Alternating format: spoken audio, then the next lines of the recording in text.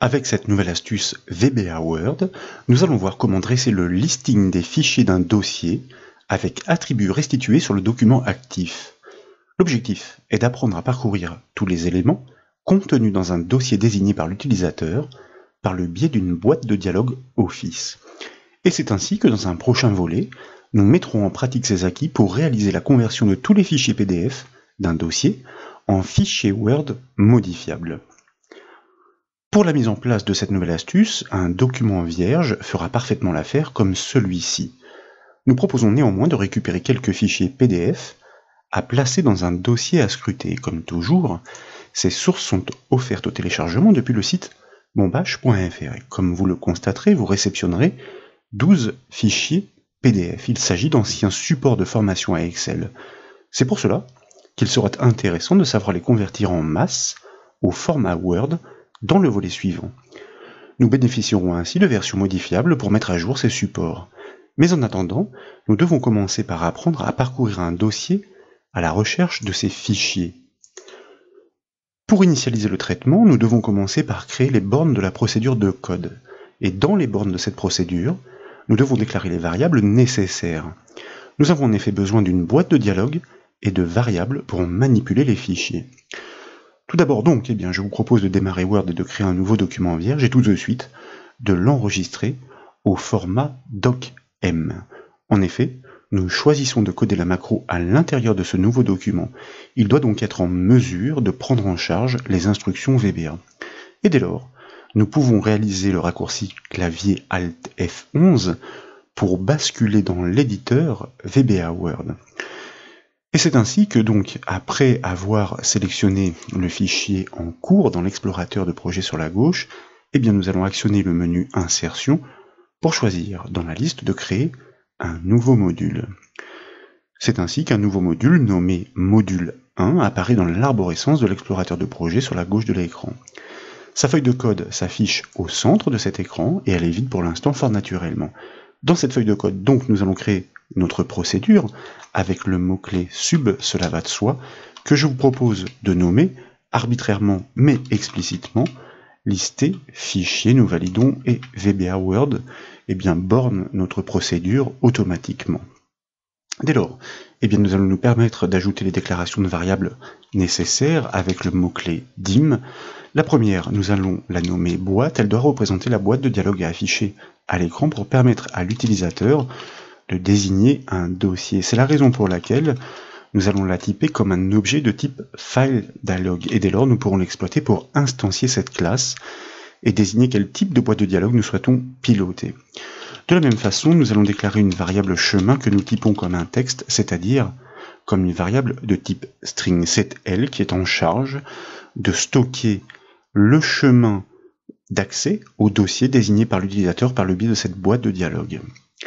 Ensuite, nous avons besoin de variables objets.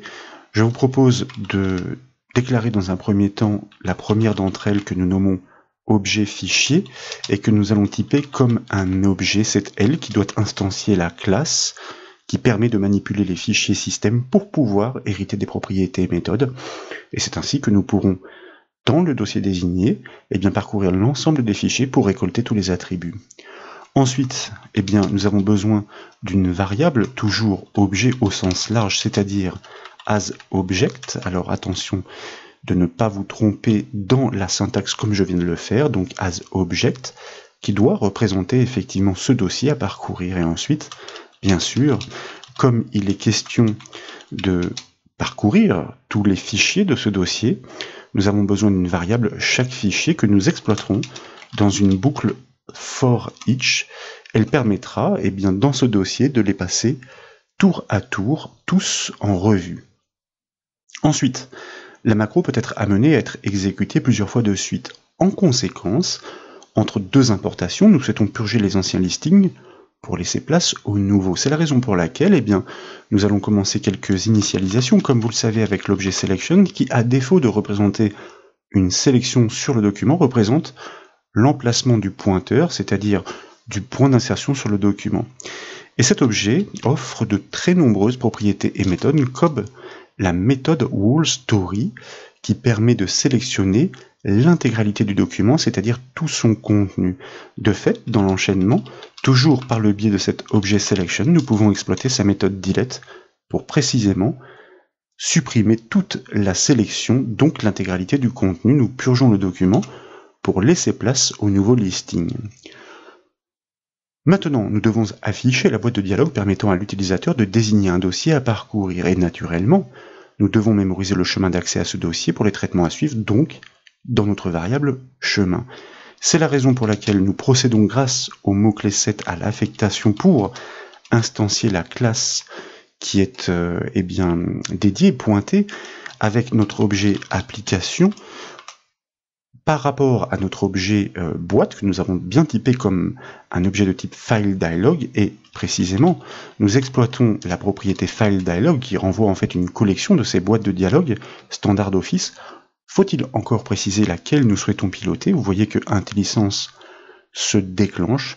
Nous souhaitons piloter celle qui permet de désigner un dossier dans son intégralité. Nous allons donc double-cliquer sur le deuxième choix, MSO, FileDialog, Folder, Picker, Folder pour dossier.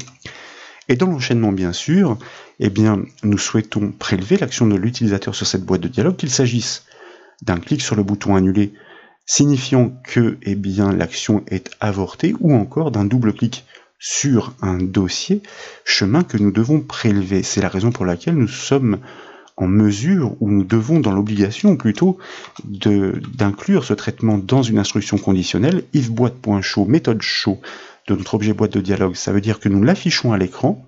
Si elle est affichée, nous souhaitons effectivement récupérer ce chemin d'accès dans la mesure où il a été effectivement désigné par l'utilisateur, ben, alors que faisons-nous? Nous affectons notre variable chemin sur le chemin d'accès au dossier désigné par l'utilisateur. Notre objet boîte, maintenant que la classe est instanciée, propose, nous l'avons dit, des propriétés et méthodes, comme cette propriété Selected Items, qui en réalité est une collection des dossiers potentiellement sélectionnés. Nous n'avons pas autorisé la multisélection, nous savons donc pertinemment que seul l'un d'entre eux est désigné, et donc qu'il est stocké dans ce tableau de variables sur la première rangée que nous désignons avec l'indice 1. Nous venons de récupérer le chemin d'accès au dossier à parcourir désigné par l'utilisateur. La suite du traitement ne peut être entreprise que si un chemin d'accès est bien stocké dans la variable dédiée. Nous l'avons dit, l'utilisateur peut très bien avoir cliqué sur le bouton annuler pour abandonner la démarche. C'est la raison pour laquelle nous allons commencer par une nouvelle instruction conditionnelle qui consiste à émettre un critère sur cette variable chemin. Est-ce qu'elle est bien différente de vide? Si oui, effectivement, cela signifie qu'un dossier a bien été désigné. Nous bornons ndif notre instruction conditionnelle. Dès lors, nous pouvons poursuivre le traitement. Si ce critère n'est pas honoré, cela signifie que le traitement est avorté, abandonné. Poursuivons. Le dossier à traiter est certes connu, mais pour manipuler les fichiers qu'il contient, encore faut-il instancier la classe, donnant les propriétés et méthodes permettant de les dompter. C'est la raison pour laquelle nous allons maintenant exploiter nos variables objets déclarés plus haut, de manière à instancier la classe. Donc il y a tout d'abord notre variable objet fichier. Alors vous voyez là j'ai quitté la ligne qui était en cours de construction. VBAword n'est pas content, c'est ainsi qu'il fonctionne. Peu importe, nous reprenons. Objet fichier, j'ai préféré le copier pour ne pas me tromper pendant que je commente dans la saisie de son nom tel que je l'avais créé.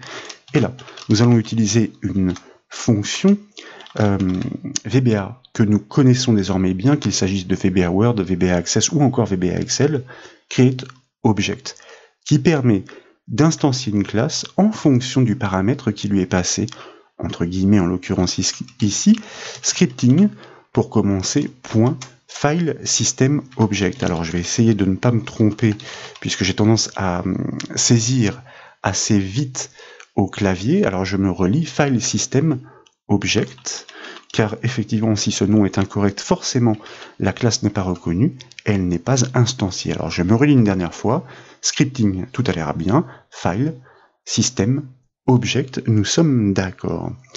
Cette classe donc va permettre à cet objet fichier d'hériter des propriétés et méthodes pour précisément manipuler les fichiers du système d'exploitation. C'est la raison pour laquelle dans l'enchaînement, nous pouvons maintenant initialiser notre variable le dossier en bénéficiant de l'une de ces méthodes de notre objet, alors objet fichier. Je vais faire en sorte de ne pas respecter la casse pour m'assurer que VBAWord vient bien la corriger dans l'enchaînement, signifiant que effectivement mon instruction est correcte. Méthode getFolder de cette classe fraîchement instanciée, ma casse est bien corrigée à la volée. Nous venons de récupérer sous forme d'objet le dossier pointé par l'utilisateur. C'est ainsi que maintenant nous allons pouvoir le piloter pour pouvoir le parcourir fichier à fichier. Donc, pour passer en revue, bien sûr, tous les fichiers contenus dans le dossier qu'il représentait pour cela, et comme nous le savons, donc, c'est une boucle for each qui est tout à fait dédiée. Nous poursuivons donc à la suite, et toujours dans les bornes de l'instruction conditionnelle, avec notre boucle for each, qui veut dire littéralement, alors décidément, aujourd'hui je fais beaucoup de fautes de frappe, heureusement que je prends le temps de me relire. For each, une fois encore, je n'ai pas précisément respecté la casse, mais vous savez que VBAWord est permissif, et doit me la corriger à la volée. For each, qui signifie littéralement pour chaque quoi? Chaque fichier, nous avons judicieusement nommé notre variable de type objet dans tous les fichiers du dossier en cours d'analyse, qui est maintenant représenté, ce dossier, par notre variable dossier, et qui, grâce à cette instanciation, propose une propriété qui, là encore, est une collection, qui se nomme Files. Elle parle d'elle-même, elle signifie, ou plutôt elle renvoie, tous les fichiers contenus dans ce dossier. Grâce à notre boucle for each, nous allons ainsi pouvoir les parcourir. Et là, pour les besoins du volet suivant, nous l'avions dit, nous l'avons annoncé, nous souhaitons uniquement traiter dans ce dossier les fichiers de type PDF qu'il s'agira ensuite de convertir en masse au format Word. C'est la raison pour laquelle nous allons réaliser un petit test sur l'extension. Donc, avec une nouvelle instruction conditionnelle, nous exploitons la fonction write qui permet de prélever à partir de la fin d'une chaîne de caractères, en l'occurrence ici, sur les 4 derniers, pour nous assurer que l'extension est bien égale à .pdf. Donc, sur notre variable chaque fichier, virgule en deuxième paramètre length de cette fonction write, c'est-à-dire la longueur, les 4 derniers caractères, nous fermons la parenthèse. Est-ce que ces 4 derniers caractères correspondent bien à l'extension .pdf? Si oui, then, que faisons-nous? Nous poursuivons. Dans un premier temps, nous allons... Alors là, je pense que, voyez-vous, j'ai fait une petite bêtise au niveau de ma double cote. Oui, bon, autant pour moi, je m'empresse. Il est bien de fermer la parenthèse de la fonction write, encore faut-il fermer la parenthèse ouverte pour la condition, le critère à honorer. Bon, ce n'est pas grand-chose. Nous n'oublions pas de borner notre instruction conditionnelle pour pouvoir ensuite coder entre ces bornes. La propriété files, pour résumer de l'objet le dossier, renvoie à la collection des fichiers, nous l'avons dit, contenus dans l'emplacement désigné. Et grâce à notre variable objet chaque fichier, embarqué dans cette boucle for each, nous les parcourons tous tour à tour. Mais à chaque passage, ici et spécifiquement pour les besoins du volet qui suivra, nous l'avons dit, nous nous assurons de bien traiter les fichiers PDF, et pour cela nous exploitons la fonction VBAWrite, qui permet de vérifier que les 4 derniers caractères du nom de fichier correspondent bien à l'extension d'un document PDF. Pour poursuivre, la classe que nous avons instanciée offre des propriétés pour connaître par exemple le nom du fichier ou encore sa taille en octets. Par exemple, il est question, nous l'avons dit, de dresser un listing sur le document actif. L'objet VBA Selection va donc être massivement sollicité, et pour cela, nous l'avons appris, une technique permet d'optimiser et d'organiser le code dans un block with.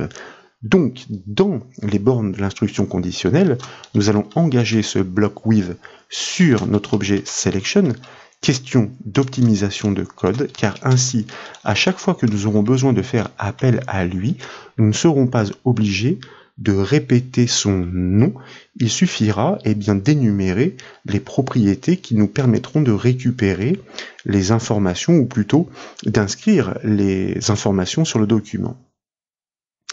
Donc la variable chaque fichier désigne à chaque tour l'objet du fichier en cours d'analyse par la boucle, et cet objet offre, nous l'avons dit, des propriétés permettant d'accéder à ces attributs comme son nom pour commencer. Tout d'abord, ce nom, nous souhaitons le mettre en gras pour lister juste en dessous de lui ses attributs, faire un retour chariot pour passer sur un nouveau paragraphe au fichier suivant avec ses attributs et ainsi de suite. Donc, par rapport à cet objet selection, vous voyez, maintenant nous allons lister, point, ses propriétés, font pour accéder à ces attributs de police, sauf qu'ils sont nombreux, il peut s'agir de la taille, de l'aspect italique, souligné, couleur ou autre. Nous, ce qui nous intéresse ici, c'est de le mettre en gras, donc attribut dérivé bold, que nous réglons à true dans un premier temps, avant d'écrire en lieu et place, ou plutôt à la suite, grâce à la méthode type-texte que nous avons apprise lors d'astuces précédentes. Nous souhaitons écrire quoi? Eh bien tout simplement le nom du premier fichier et des suivants au tour à tour au passage dans cette boucle, donc grâce à la propriété name tout simplement de notre variable objet, chaque fichier que nous souhaitons concaténer avec assembler, si vous préférez, avec le symbole de point, un espace avant, un espace, alors après ce n'est pas nécessaire car nous allons passer à la ligne, assembler avec non pas un retour chariot, c'est-à-dire un nouveau paragraphe, mais un saut de ligne pour rester dans le même paragraphe, mais passer à la ligne grâce à la fonction chr qui permet en fonction d'un paramètre numérique de simuler une action, le majuscule entrée, c'est-à-dire le saut de ligne. Suite à quoi? Eh bien nous souhaitons énumérer tous les attributs, mais pas en gras cette fois. Donc nous allons remettre ce style bien, dans sa valeur d'origine. Donc nous appelons effectivement la propriété bold, font, avec son attribut dérivé bold, que nous allons recaler cette fois-ci à false pour pouvoir poursuivre. Mais avant de poursuivre, je vous propose de réaliser un premier test à titre de vérification.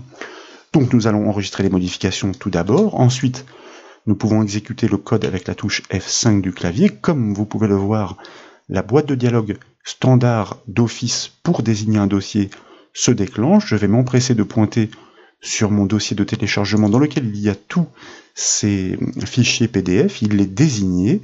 Je peux cliquer sur le bouton OK si bien que le traitement s'effectue et que je suis de retour sur mon éditeur VBA Word. Il est donc de bon ton de basculer sur le document Word et comme vous pouvez l'apprécier, les noms de fichiers du dossier sont tous énumérés en gras du 1er au 12e, les uns en dessous des autres. Pour récupérer leurs attributs comme la taille, tout est une question de propriété de cette classe instanciée. Donc, eh bien, je vous invite à revenir dans l'éditeur VBA Word entre les bornes de notre procédure, et plus précisément dans le bloc with à la suite du code. Et donc là, eh bien, je vais me permettre de récupérer une instruction existante, notre méthode type-texte de notre objet selection qui permet d'insérer les informations textuelles à la suite, c'est-à-dire après ce que nous avons déjà inséré. Nous souhaitons maintenant renseigner sur la ligne du dessous sur la taille de ce fichier. Nous allons l'annoncer avec une petite information textuelle entre guillemets, taille 2 points espace que nous concaténons avec cette information sur la taille, propriété size de notre objet chaque fichier, sauf que cette taille est renvoyée en octets, ce qui est très peu parlant. Donc je vous propose, grâce à la fonction round, d'arrondir le résultat des octets transformés en kilo-octets.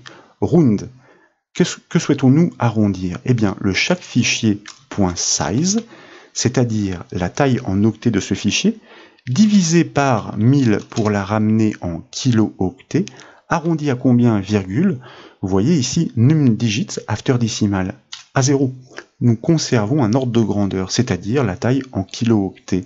Et là, nous allons ajouter une information, donc entre guillemets, nous concaténons en kilo-octets, c'est-à-dire KO. Et nous poursuivons ici avec notre saut de ligne pour rester dans le même paragraphe et ne pas créer un espacement trop important avec la suite, puisque nous sommes toujours dans l'énumération des informations de notre fichier en cours d'analyse. Nous souhaitons connaître son type. Ici, cela va de soi, tous les fichiers sont de type PDF. Mais il est intéressant de connaître la propriété de cette variable objet. Alors la fonction round bien sûr, n'est plus nécessaire. Il ne s'agit plus de la propriété size, mais tout simplement de la propriété type. Et puis, eh bien là, nous n'avons pas besoin d'informations supplémentaires à la suite, que nous concaténons avec un saut de ligne de nouveau.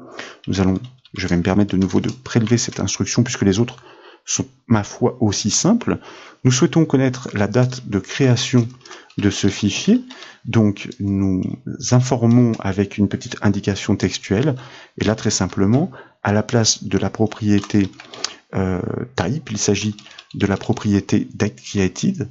Donc je vais m'assurer ici de bien respecter la casse, au contraire de ce que je fais avec les propriétés et méthodes des objets qui sont reconnus, car là nous avons instancié une classe, et donc vous voyez qu'IntelliSense ne se déclenche pas, qu'il ne s'agit pas de propriétés et méthodes naturelles, puisqu'elles ne sont pas encapsulées directement dans un projet naturel de VBA Word. Date Created. Et enfin, nous souhaitons connaître la date de modification, donc nous ajoutons ma foi une dernière concaténation. Nous allons modifier tout d'abord l'information textuelle qui permet à l'utilisateur de savoir quel est le renseignement qui lui est fourni.